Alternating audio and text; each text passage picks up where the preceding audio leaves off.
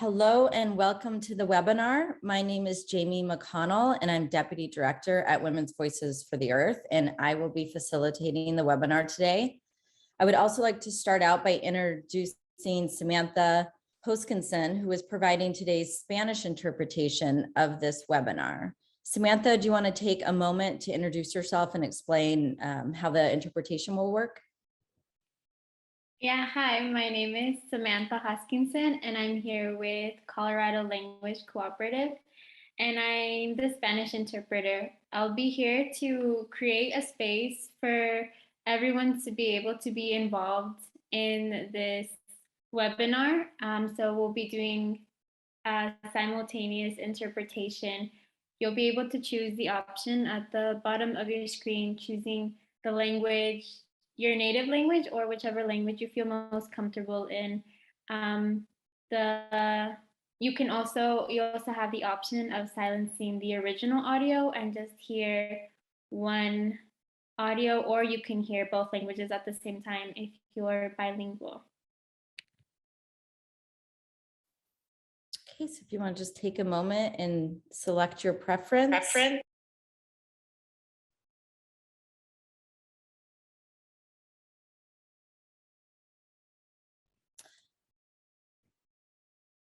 All right, before we begin, I want to acknowledge the recent mass shootings in Uvalde, Texas, and Buffalo, New York.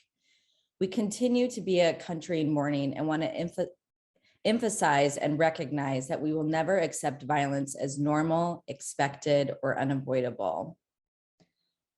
We believe everyone deserves to live in a healthy and safe environment. That environment includes where you live, work, play, and pray. We reject and actively push back against racist rhetoric, actions, policies, and institutional oppression that leads to state-sanctioned brutality, gun violence, and harm that again and again assaults communities, particularly communities of color. We are committed to working for justice and equity and are in solidarity with social, racial, and environmental justice organizations to build community, understanding, and honest dialogue to address the root causes of violence, harm, and hate.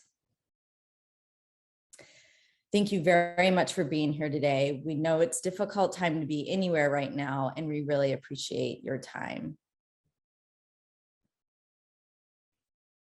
So today's webinar, What New Disclosure Requirements Reveal About Period Care Products, is hosted by Women's Voices for the Earth, Clean and Healthy New York, and We Act for Environmental Justice, as well as Sierra Club Atlantic Chapter.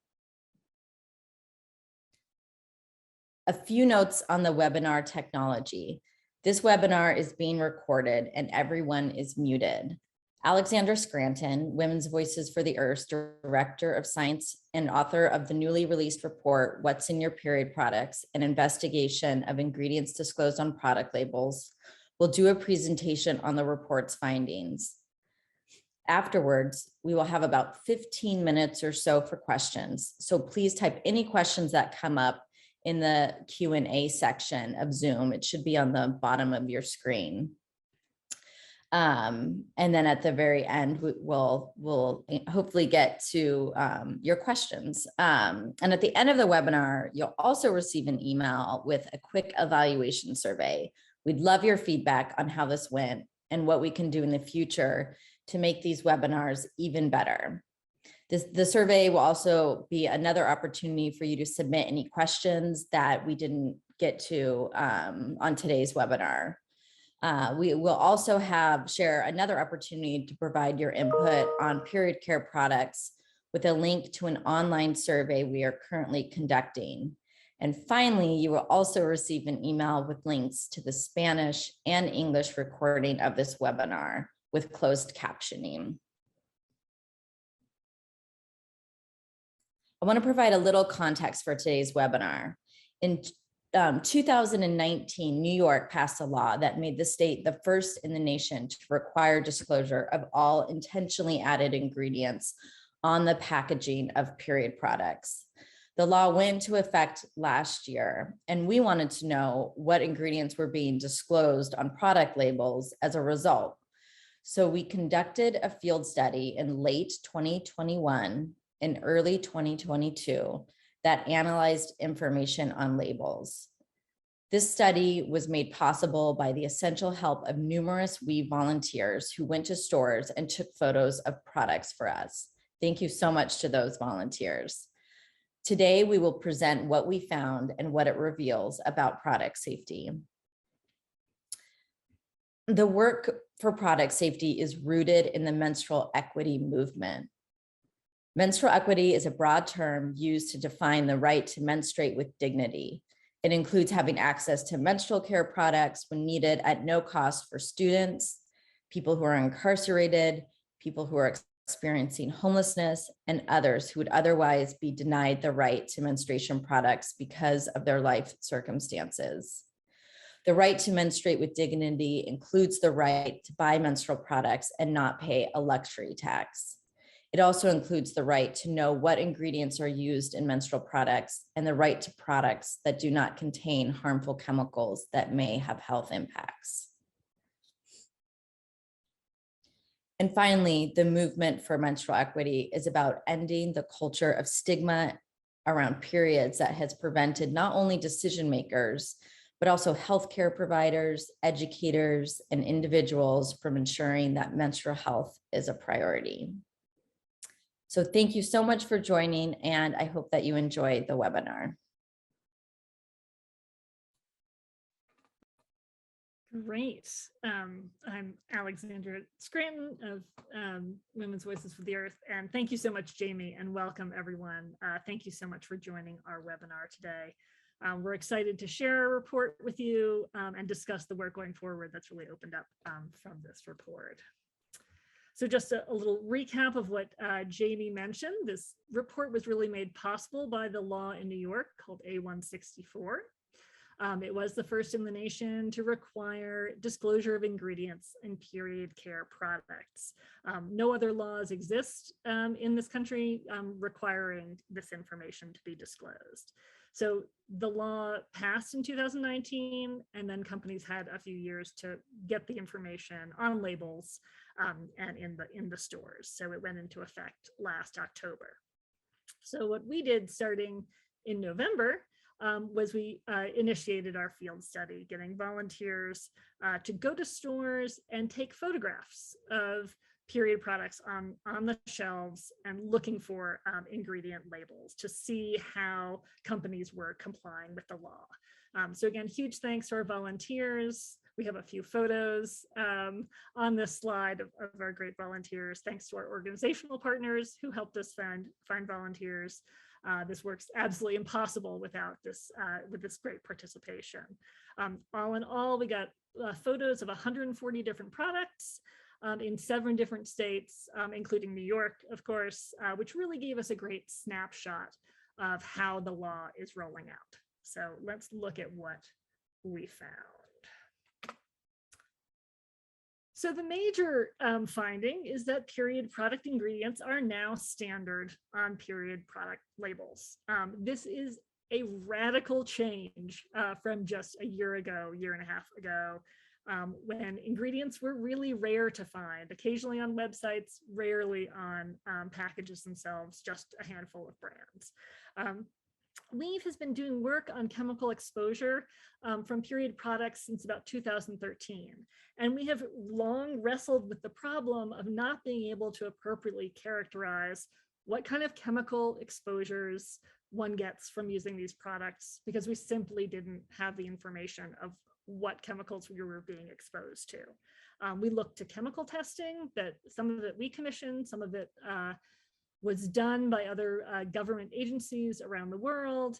That testing was important. It raised a lot of questions, but it was limited in what it could tell us. We now have more information on period product ingredients than we've ever had before. And so that's a great problem to have. There's a lot of data to sift through, but it also means that we have a lot of work continuing to do to figure out what these exposures mean. A good outcome of the New York law, we realize, is that it is having a national impact. Users of these products in states outside of New York are largely getting the same ingredient information as they are in New York, even though it's not technically required in those states. So this is great for users across the country. Despite this good news, compliance with the law is not perfect. Almost every company we looked at out there still has some work to do to get the right information to their customers. So let's take a look more specifically at what we found in terms of how disclosure is run out. These are just two examples. There are a bunch more in the report for you to look at, which is online. So the first example on the left, this is a brand of menstrual pads. The front label, which is the top photo, says odor absorbing is one of the features of this product. And we saw from other products, there were chemicals like zeolites or carbon, which were added to products like this as odor absorbers. If you look at the bottom photo, this is from the back of that same package. The ingredients listed there list no ingredients that might be responsible for this odor absorbing feature. What we think is happening here is that the ingredient is simply being omitted from the ingredient listing. It's just not listed. And we're not getting the whole story of what kind of exposures we're getting.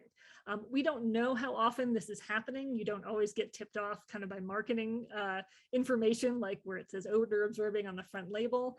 But we think it is in fact happening where we're just not getting the full picture. There are kind of basic ingredients being disclosed, but not everything that's in there. More commonly, we saw the example on the right. This is where examples of vague ingredients were listed. So this is another package of menstrual pads. There's a clear ingredients listing on the package, but you see ingredients like adhesive, surfactant, ink. These are not specific ingredient names, right? They don't tell you very much. There is very good precedent for ingredient disclosure with food and with personal care products. You don't see, an ingredient of vegetable on a can of soup. You don't see preservative on a shampoo. You see specific chemical names, right, or ingredient names, because people want to know what they're eating and they want to know what they're applying to their skin. We should expect exactly the same from period products. So a number of manufacturers have some work to do to improve their disclosures so that individual chemicals that are used in these products can be uniquely identified. So we can do better to provide this information. So what did we find in looking at all of these product labels online? What we found is that many period products are a lot more complicated than we had previously knew. Now, we have been working on ingredient transparency in period products for a number of years.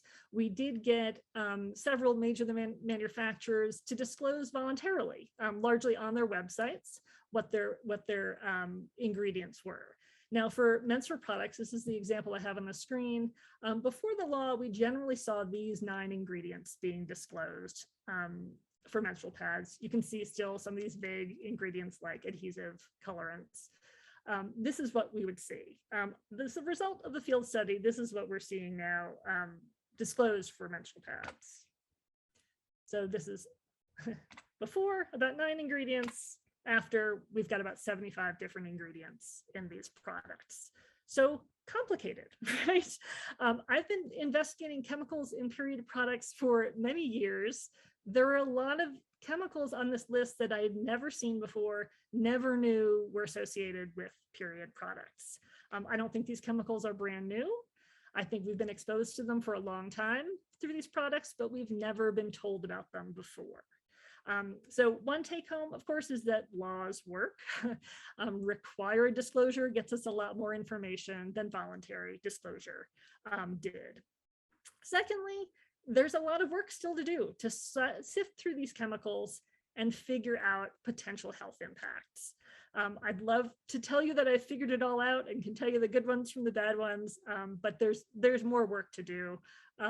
A lot of these chemicals we don't have a lot of information on, and certainly there's even less information specifically on what they do to vulvar and vaginal tissue. This is different skin than's on the rest of your body. There's a different microbiome. There are different implications when skin cells are disrupted. But this is the information we need to know to ensure the safety of these kinds of exposures. So there is more work to do here. Other period products are also shown to be quite complex. For sure, menstrual pads are the most complicated products we found. Tampons were interesting because there was such a variety. Now you'll find some tampons where the ingredients are cotton and cotton string, and that's all there is to it. Whereas other tampons will have a fairly long list of ingredients, including plastics, wetting agents, lubricants, waxes, fragrances, colorants, the list goes on. So these are vaginal exposures to chemicals that, again, we've never been told about before, that we did not know were part of these products, but which we certainly have the right to know. Period underwear was tricky. We didn't find great compliance with the law in this product sector. We were generally told about kind of the absorbent fabrics, the cotton, the rayon, the spandex, but we know that these products also have odor absorbing chemicals, antibacterial coatings, possible waterproofing chemicals, and most of these were rarely disclosed. So again, there's these exposures, it's more complicated than just a pair of regular cotton underwear, and there's more work to be done to understand these exposures. Menstrual cups were actually fairly simple. They were largely just medical grade silicone. Sometimes there are mentions of silicone oils in a product or two. And some of these cups are very obviously dyed different colors, but the dyes were rarely disclosed. So again, a little bit more work to do on these products. So why is this important? Why, does someone want a complicated long list of ingredients like this for their period product? It's a valid question to ask, and some people may not want this long, might want this long list, but there are a lot of users out there who have different situations and different needs for this information, and it's really up to the manufacturers to provide information to everyone using their product. So here's just one example of how this ingredient transparency can be so important to our health. Take tampons, for example. Tampons often have wax applied to the string. The wax helps to waterproof the string. It helps it prevent it from unraveling. It'll prevent it from breaking upon removal. Our field study revealed that sometimes the wax is carnauba wax, which is a plant-based wax, and some companies will use paraffin wax, which is more of a petrochemical wax. And of course, there are other products where it just says wax and you don't know which is which. Those are ones that, the disclosure needs to be improved. Well, the thing is, carnauba wax, the plant-based wax, is a known allergen. People with this allergy most often figure this out by using the wrong brand of lip balm. They put lip balm on that contains carnauba wax and they can get severe blisters on their lips as a result of that allergy. Just imagine having this kind of allergic reaction from your tampon string, right? Could be pretty uncomfortable. And no one's talking about this. No one's ever known to talk about it as a problem because we didn't know that these waxes were even being used. Now that we have better information, people with carnauba wax allergy can in fact avoid this from happening. They can choose a safer product for their health. So this is just one tangible example. There are lots of examples like this where this information can be incredibly useful for making informed purchases, for making informed choices on the products that are going to work best for our bodies. So what can we do now? I'm going to start, we have some recommendations. I'm going to start with recommendations for manufacturers. I know there's some manufacturers who have signed up for this webinar, and we appreciate your interest and your participation. You are, of course, vital to this work in ensuring safer products. So our first recommendation for manufacturers, first and foremost, you must disclose all of the ingredients in your products on the label by chemical name. This is everything intentionally used in the product, every coating, every additive, every fragrance, every colorant, etc. And we need this information by specific chemical names so it can be uniquely identified. These vague identifiers like wax or surfactant just aren't cutting it. We need to know the names of these ingredients because we need to know what we're being exposed to. Secondly, we learned that there are some companies that are disclosing their ingredients using more information about components and functions. And this was really useful to better understanding the ingredients in a product. By components, I mean what part of the product is the ingredient in. So if you're talking about a wax, let us know that it's on the string. If you're talking about some other kind of coating, let us know it's on the top sheet of the menstrual pad. This really helps people understand what these ingredients are and how they might be exposed to them. Functions, of course, tells us what is this ingredient doing in the product? What is it doing for me? What is it doing for the function of the product? That's also really helpful in differentiating between products and being able to choose which ones may have features you want or not, depending on the ingredients. So that's another really important thing that manufacturers can do to improve this information and improve understanding of these exposures. The third is a recommendation we've been making for quite some time. We strongly encourage manufacturers to discontinue fragranced period products. There is plenty of evidence that fragrance products are more likely to have kind of an adverse reaction to the fragrance. The fragrance isn't doing anything for anybody, and it can in fact cause harm. It's unnecessary. First of all, fragrance products can continue to promote a stigma of menstruation, which is particularly this myth of menstrual odor. You need fragrance to cover up an odor that you have with your period. This is a myth. It's being promoted. It's sort of inducing shame. This is a longer conversation. We had a great conversation about this very issue last year at our Vaginal Health Week webinar. So look for that video on our website for a more extensive conversation about the myth of period odor. But generally, period product manufacturers have to stop promoting these period odor myths. And a great way of doing that is not to make fragranced products. Fourth, we got a lot of photos from our volunteers of incontinence products. Incontinence products are designed to collect urine as opposed to menstrual fluid, but they're very similar products. These are pads, they're disposable underwear, and they are often made by the very same manufacturers. Now, unfortunately, incontinence products were not included in the New York law, in the scope of the New York law.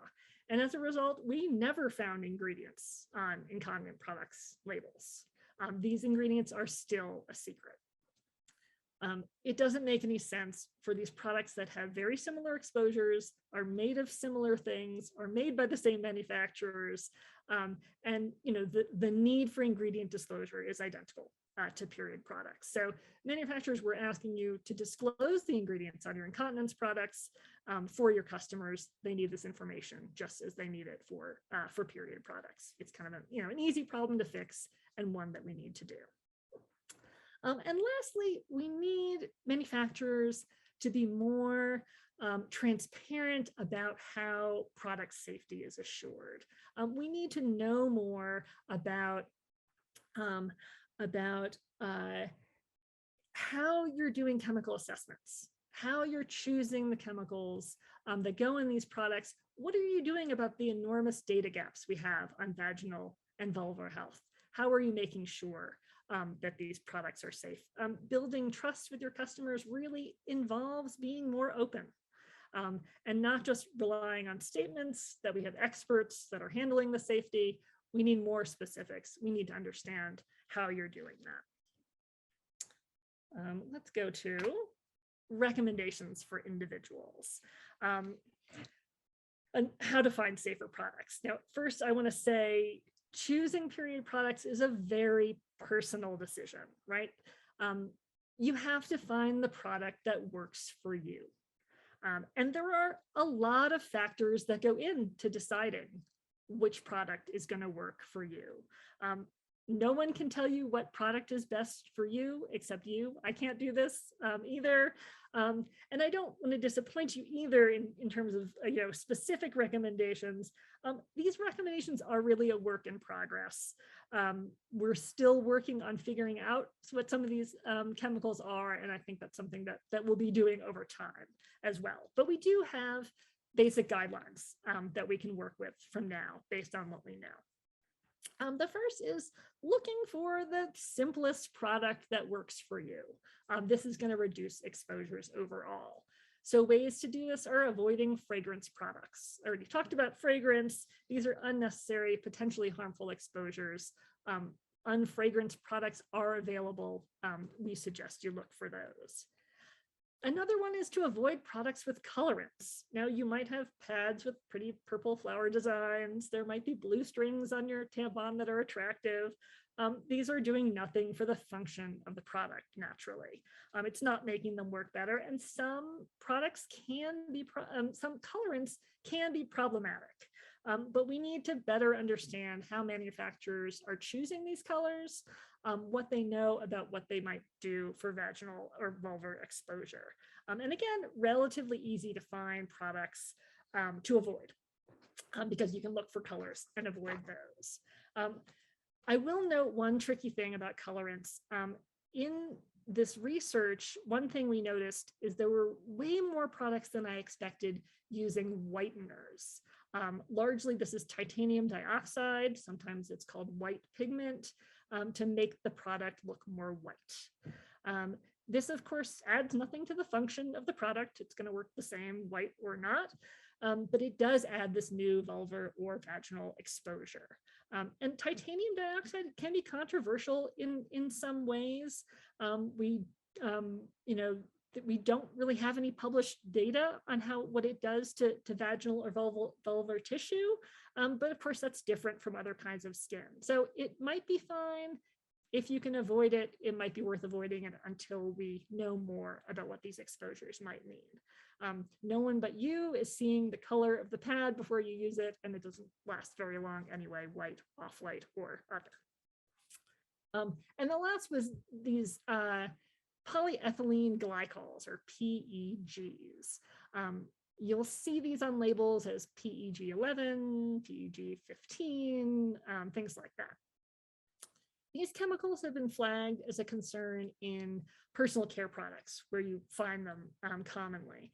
And they're flagged because they can be contaminated with cancer-causing chemicals like 1,4-dioxane and ethylene oxide. So again, it's unclear what the role of these PEGs is in period products. We're not exactly sure why they're there, but they might be worth avoiding until we know more about what they do to vaginal health, about what we know about what manufacturers are doing to make sure their ingredients are not contaminated with cancer-causing ingredients, which may be the case, but we need more information. Again, you can avoid them if you look for them on the label, and there are certainly lots of products that do not include them. Next is plastics, and this is a big one. I've done this work a long time, and even I was surprised by how often plastics were incorporated into these products. You want to look for ingredients like polyester, polypropylene, polyethylene.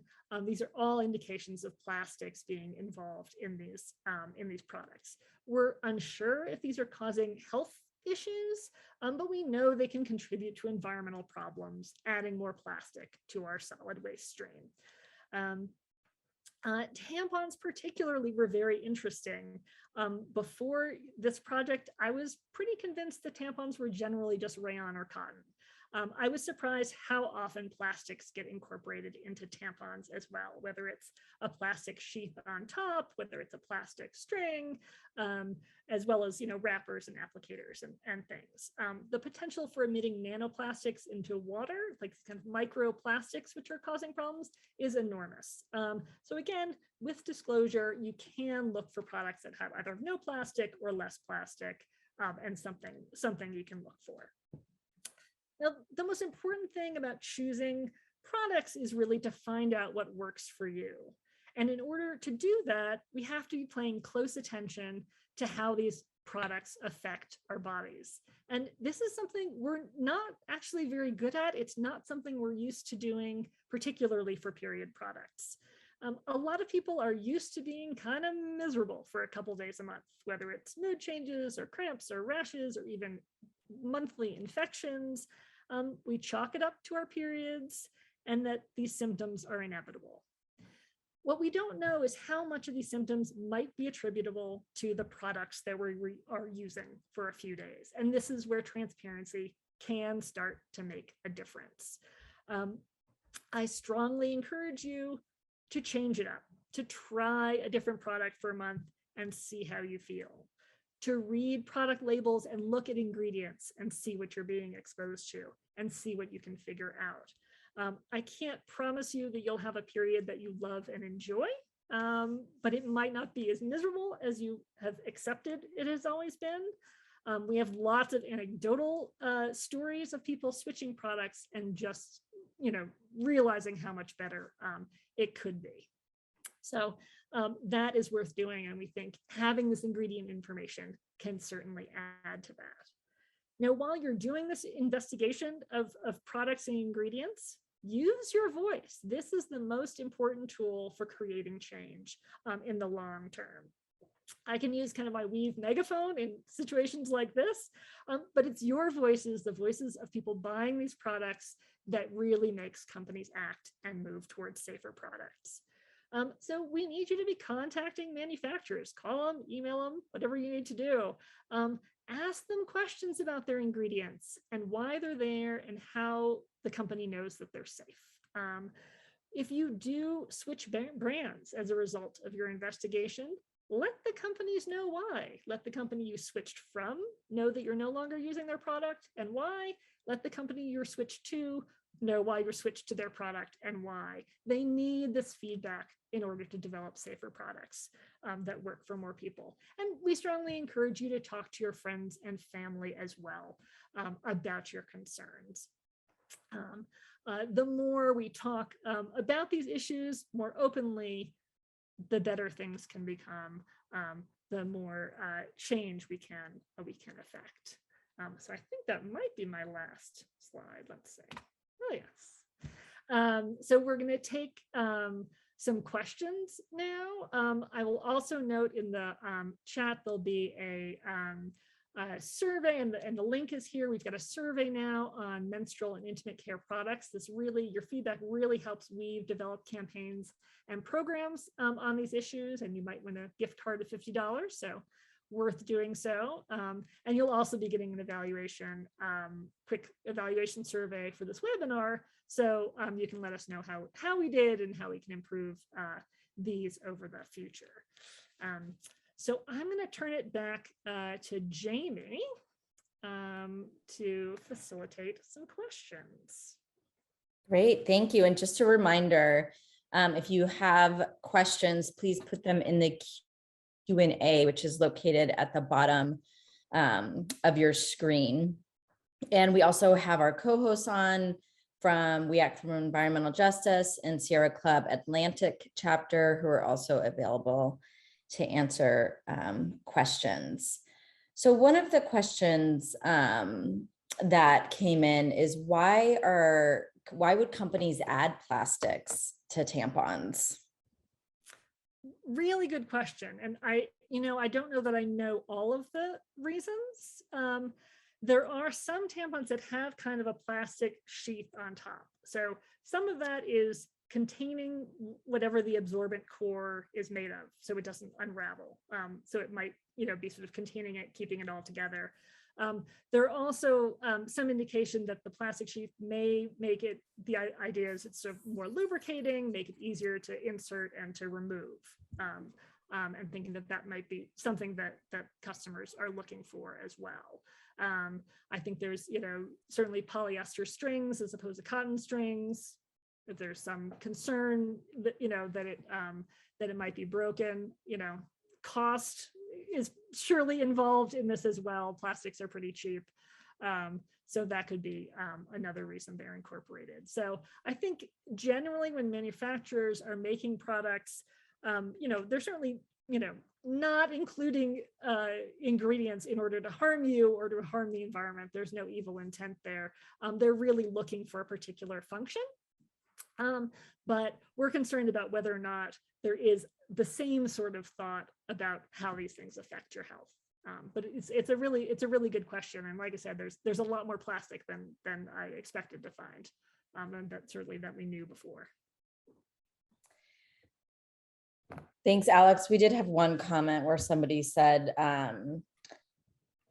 shorter cotton fibers from cheaper cotton will shed intervaginally, and thus they use a synthetic veil to keep the fibers in. Mm-hmm.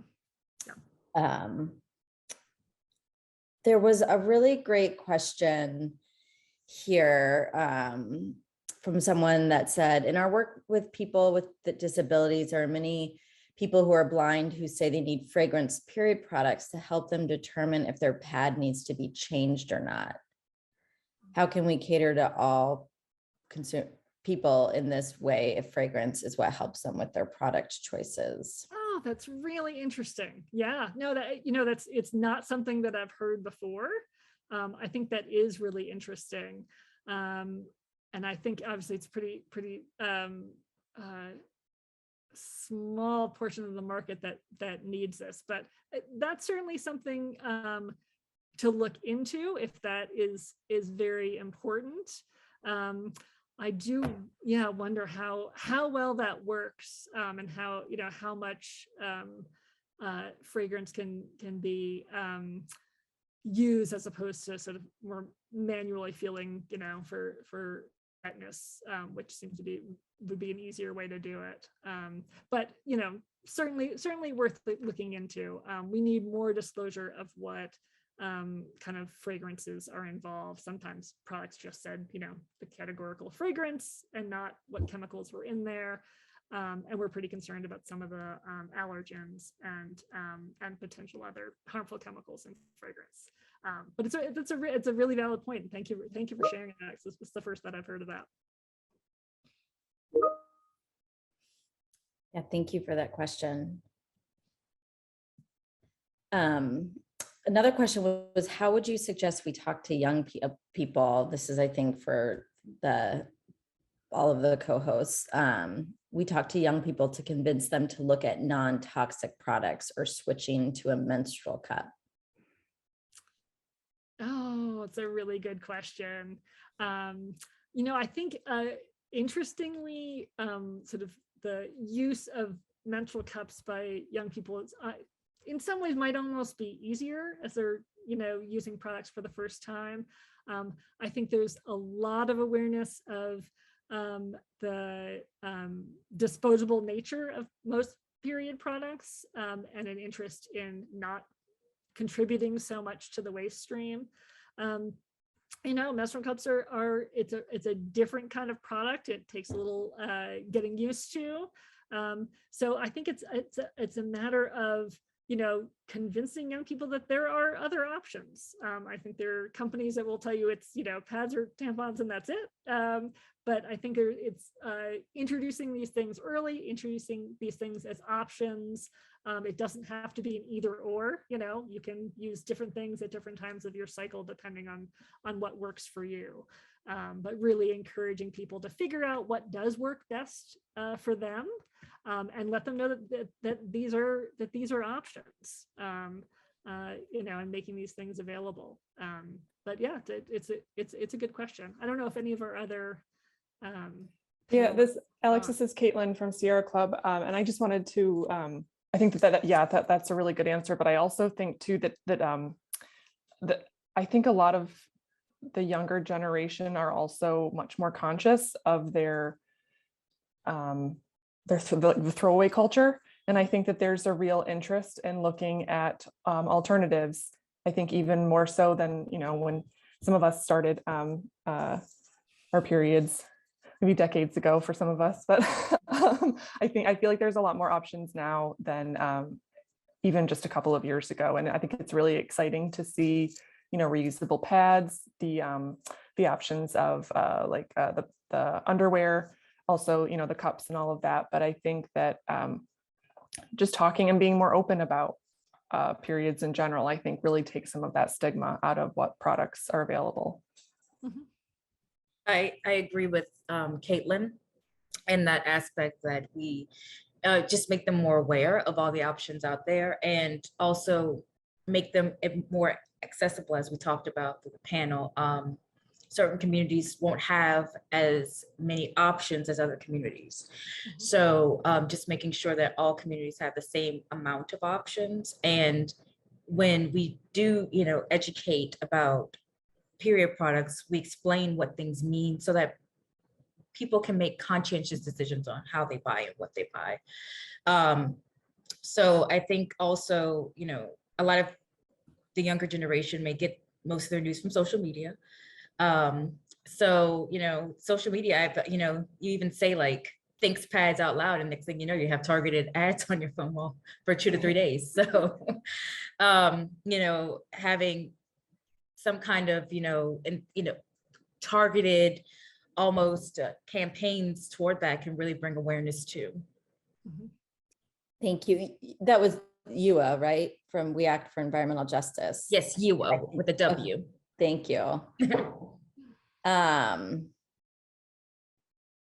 Great. Those were great responses. So kind of tying into that, do products that contain like simpler ingredients like organic cotton, do they cost more?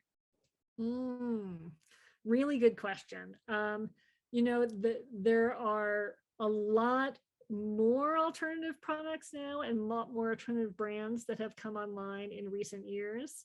And so we are seeing prices start to come down and become a little bit more comparable. But yes, organic cotton is going to be more expensive than regular cotton, generally more expensive than rayon. But it's certainly worth looking around, and I think they're closer, getting closer in prices.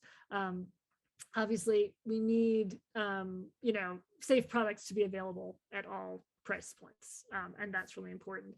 Something about the cotton issue that I do want to mention, this is something that I saw in numerous products, is that you'll see a product and it'll say in very large print on the package, 100% organic cotton, or 100% pure cotton, that kind of thing.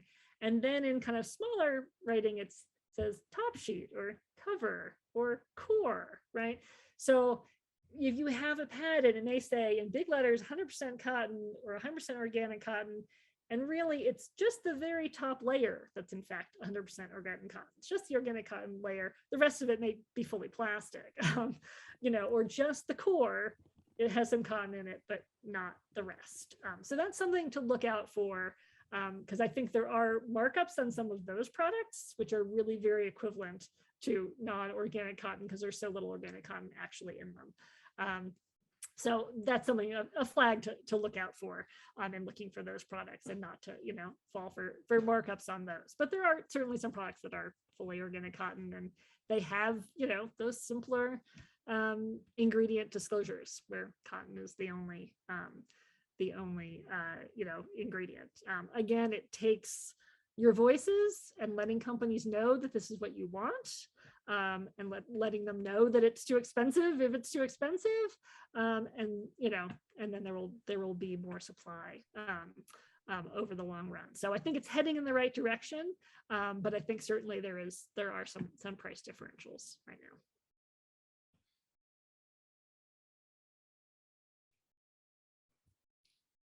Great, thank you, Alex. Was just pausing to see if Caitlin or you wanted to add anything.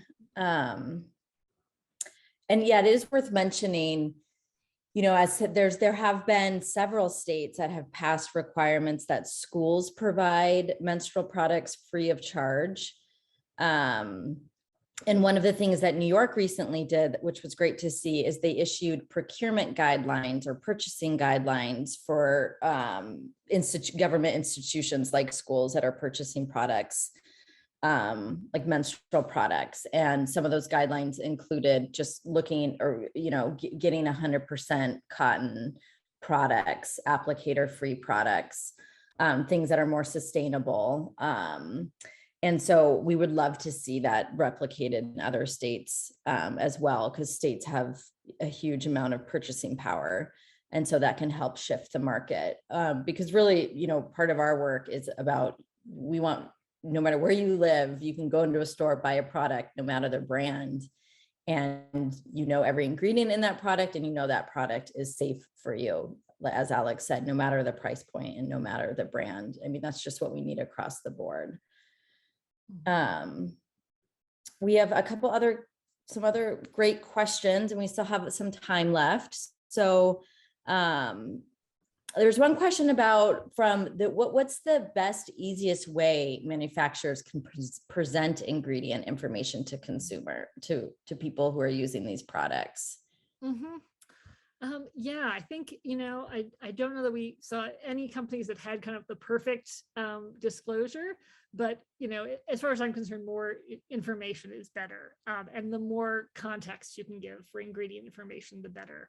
A lot of this information is going to be brand new. It was brand new to me, and I've been working on this for years, right? It's going to be brand new to a lot of users of these products out there. So explaining, what the ingredient name is, where you find it in the product, what that chemical or ingredient does in the product, whether it's part of the absorbent core or whether it's a lotion that goes on top of the pad. It's really helpful to understand where those chemicals are being used and why they're being included in the product. I think that's going to increase the understanding of consumers, of users of these products the best. A lot, some of this can be done on the label itself. I mean, obviously that's the best way to get information before you purchase it. If you're purchasing it in person, you can also put this information on websites. You can go into a lot more detail on websites. But there is a digital divide. Sometimes people can't access the internet and can't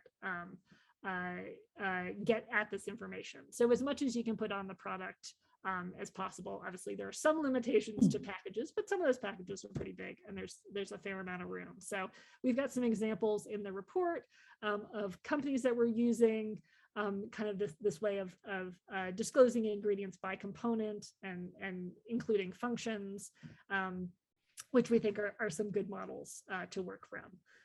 But I think there's just, I think we're still figuring it out. I think there's probably some more innovation available on the best way to disclose this information, because it is new. It's new for a lot of people.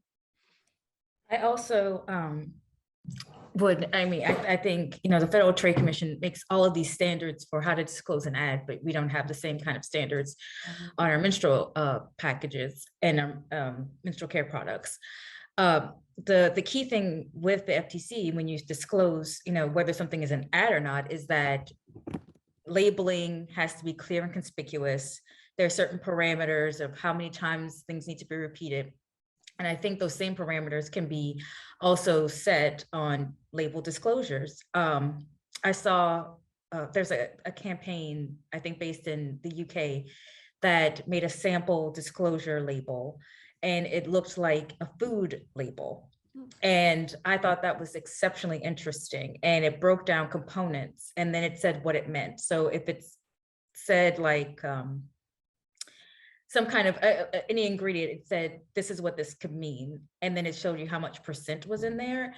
And I thought that, that should be adopted throughout. If like we can just get something similar to that and put that on any product label, it would give a lot more consumers information on what they're buying. Mm-hmm. That's great. Thank you, Yua. And in our report that's linked in the chat here, there is kind of a mock-up of a label of like what we would like to see manufacturers disclose. That's really useful. We had another good question that was in the chat, so I'm going to pull that. But just a reminder, if you have any other questions, to put them in the Q&A section.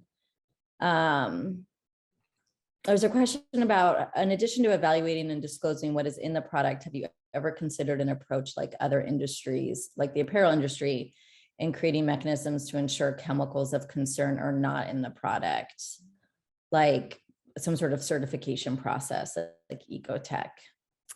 Oh, that's really interesting. Yeah, nothing quite like that exists yet for menstrual products. There are certain certifications for fabrics that we've seen that get used in period underwear. They tend to have some issues and allow for some harmful chemicals, which is problematic. But I think these are great ideas. There is an effort, kind of an international effort, to create a standard for menstrual products that may be able to include some of this. This is all in process. It's like this ISO process, which is only just beginning, but exciting that it is beginning and there are people talking about it around the world. So I do think it's a great idea. We do, this is not something that our organization has looked into doing. It's a tremendous amount of work. I don't think we quite have the capacity to create a third-party certification. But I think it would be important as a way of helping to move the market and provide some good standards for how these products should be. Obviously, eventually we want all products to be equally safe and made of good ingredients. But certification, certainly in other product categories, are ways to go. And I think as we learn more about these ingredients, I think we'll be able to better inform consumers of what they want to look for and what maybe they want to avoid. And we'll start seeing these things come out of products when it's chemicals that people want to avoid. So that's good news there too.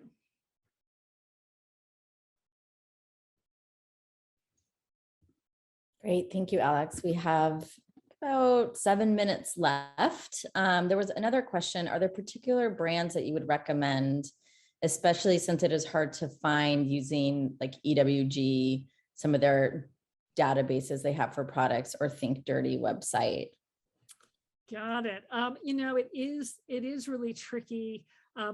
What we have in the report is kind of a list of some companies in terms of who's doing, who's got issues with compliance and who's doing a little better with compliance, but that doesn't necessarily compare to who's doing the best on safety. So I don't really have examples for that, other than encouraging people to look at ingredient listings, look for simpler products. Simpler products are going to entail simpler exposures, which is a good thing. And maybe eventually these things will break down and be easier to figure out brand for brand. But right now we're still, sorting through a lot of information and trying to figure out what's best. But certainly for the products that you use, I strongly encourage you to ask questions of the manufacturer to find out, and contact lots of manufacturers to find out what they're using and how they're ensuring that their products are safe. I think you can learn a lot by how a company responds to questions like that.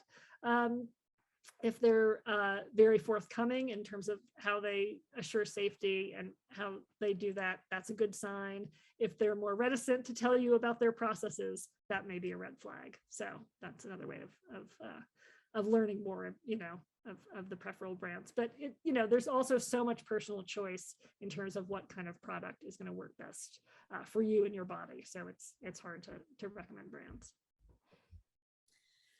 The one thing I did mention when I responded to this question in the Q&A too, and I think this is mentioned in the report, is the Clara Widget that you can use, and that it will identify whether that menstrual product has, concerning chemicals in it. So that's one option. Based on their current ingredient disclosure. Yeah, and then of course also will improve over time as we get more ingredients from companies. Yeah. Mm-hmm. Let's see, we have just a few minutes left. Another question is, are there other states that require menstrual products to disclose ingredients? There are not. New York was the first, well, actually, New York was the first to pass a law. California did pass a law as well. It hasn't gone into effect yet. And the California law, maybe I'll turn this to Jamie to talk about. Do you want to talk about the California law? You know more about it than I do. Sure. Yeah, I'd be happy to. So the one other state law that exists currently is California. It's called the Menstrual Product Right to Know Act. The bill number is AB 1989. And that was a bill that a law that or a bill when it was in the bill form before it became a law that we didn't support because it doesn't require full disclosure of all intentionally added ingredients in menstrual products. For example, it only requires fragrance ingredients to be disclosed down to 100 parts per million. So that's very concerning to us because, of course, there are fragrance ingredients that can be below 100 parts per million, and that could be pose health concerns to folks. But because of that threshold, they wouldn't have access to that information, and that's concerning.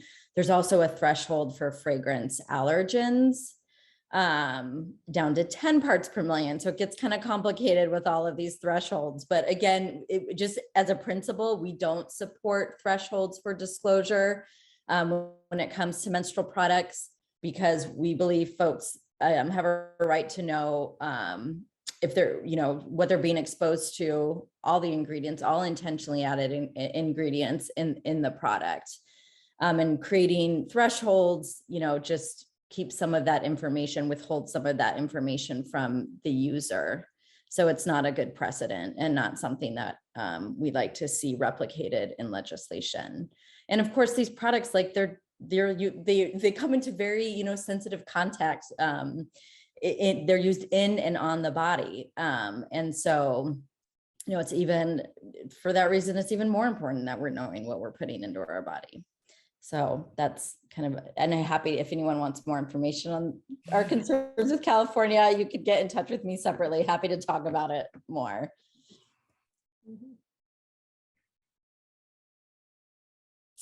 Let's see. Maybe we can do one more question. Let's see.